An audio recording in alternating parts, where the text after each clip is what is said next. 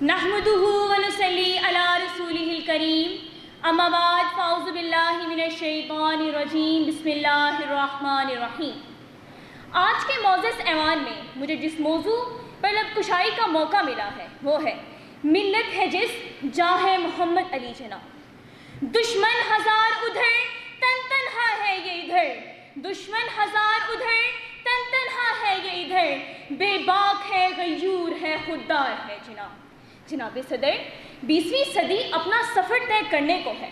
اس صدی نے بڑے حادثات دیکھے، عالمگیر جنگیں دیکھی، ایٹم بم کی تباہ کاری دیکھی، ملکوں کو ٹوٹتے بنتے دیکھا، مگر جو شخصیت اس صدی کا اعزاز اور ملت کی پاسبانی کرتی نظر آئی وہ کوئی اور نہیں، قائد اعظم محمد علی جناح ہیں۔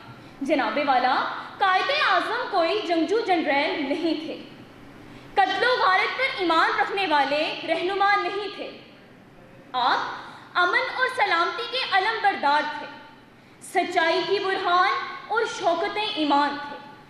آپ نے تلوار سے نہیں بلکہ قلم سے کام لیا، آپ نے خون پر ساتی شمشیر سے نہیں بلکہ زبان کی تاثیر سے کام لیا۔ آپ نے سیاست کے ایوانوں میں لافانی جد و جہد کی اور بر صغیر کے مسلمانوں کو پاکستان عطا کر دیا۔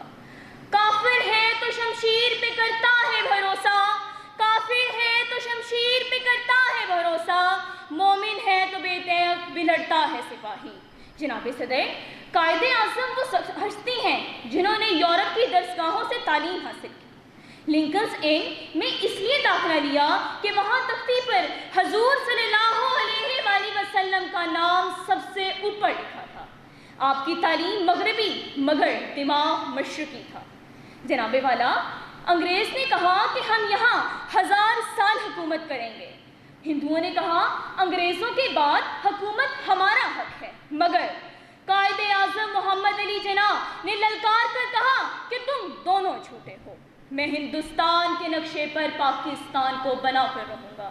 جناب والا، قائد اعظم کا یہ پیغام خوشبو بن کر پھیلا، نور بن کر چھایا، بجلی بن کر چمکا اور تاریخ نے یہ تسلیم کر لیا کہ قائد اعظم کی شخصیت لاجواب ہے۔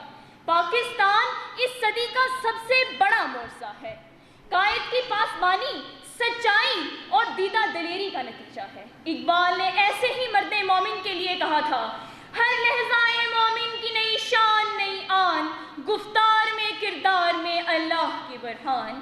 جناب والا، قائد اعظم کا پاکستان آپ کی یادگار ہے، آپ کی محنت کا ثمر ہے۔